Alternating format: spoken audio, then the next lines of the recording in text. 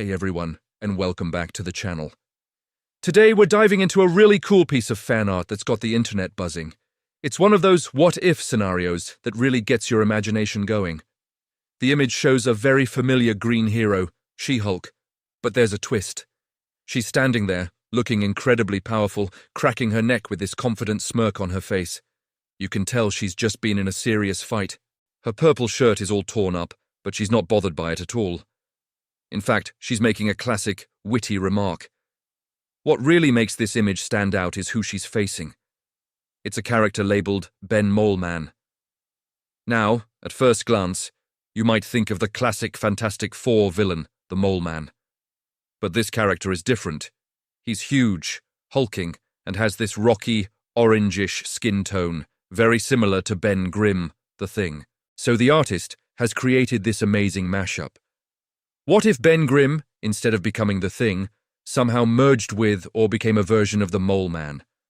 The result is this massive, powerful, and frankly intimidating figure, growling in response to She-Hulk's taunt. This single image tells a whole story. We're dropped right into the middle of an epic confrontation. Who is this Ben Moleman? Is he a hero, a villain, or something in between? We know Ben Grimm's history, a former astronaut, a loyal friend, but also someone who has struggled with his monstrous appearance. The Mole Man, on the other hand, is a classic villain, an outcast who commands an army of subterranean creatures. Combining these two characters creates a fascinating new personality. Let's break down the possibilities. Maybe in this alternate universe, the cosmic rays that transformed the Fantastic Four had a different effect on Ben. Instead of just turning him into a rock monster, perhaps they amplified his feelings of isolation, drawing him to the underground world that the Mole Man rules. Or maybe, in a tragic twist, the Mole Man somehow captured Ben and used his technology to warp him into this new form, a powerful enforcer for his subterranean kingdom. This would create a classic friend-turned-foe dynamic, which is always compelling. Imagine the Fantastic Four having to fight their best friend, not just as the Thing, but as this new, formidable king of the underworld. And then there's She-Hulk's role in all of this. Jennifer Walters is not just a powerhouse, she's also a brilliant lawyer. She's known for her sharp wit and her ability to break the fourth wall. The line in the prompt, "Looks like the shirt's not the only thing that's torn tonight," is perfectly in character. It shows her confidence, even in the face of this massive opponent. It's that blend of power and personality that makes her such a beloved character.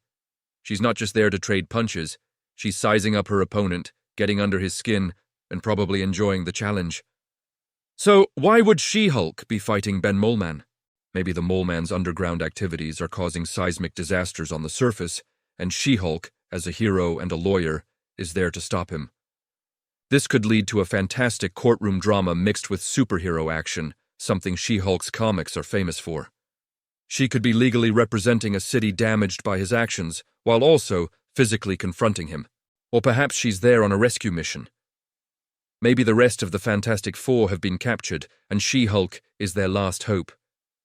This would put her in an underdog position, facing not just Ben Moleman, but his entire army of Moloids. We'd get to see her use not just her strength, but her strategic mind to navigate the treacherous underground tunnels and outsmart her enemy. That's a storyline that writes itself. Let's think about the emotional core of this conflict. If this really is Ben Grimm, then She-Hulk would likely know him. They've been on the Avengers and have crossed paths many times. She would know the good man inside the monster, so her fight wouldn't just be about stopping a villain, it would be about saving a friend. She would be trying to reach the Ben inside the Mole Man to break through whatever control or influence is twisting him. Her witty banter might be a way to provoke a reaction, to see if there's any of the old Ben Grimm left. This brings up another interesting idea. What if Ben chose this path? What if, tired of being seen as a monster on the surface, he found acceptance and power underground? He could see himself as a king, a protector of his people, not a villain. In that case, She-Hulk's arrival would be seen as an invasion. She's the outsider, the representative of the surface world that rejected him. This turns the classic hero-villain dynamic on its head. It becomes a clash of ideologies, A fight where both sides believe they are in the right. That kind of moral complexity is what makes for the best stories. The art itself is described as photorealistic, which adds a layer of grit and intensity to the scene. This isn't a bright, cartoony fight. The daylight setting is also interesting. Usually, you'd expect a battle with the Moleman to happen underground. The fact that it's happening on the surface, in broad daylight, suggests that the conflict has escalated dramatically. Ben Moleman has brought his fight to the surface world, forcing a confrontation. This raises the stakes for everyone involved. Imagine the choreography of this fight.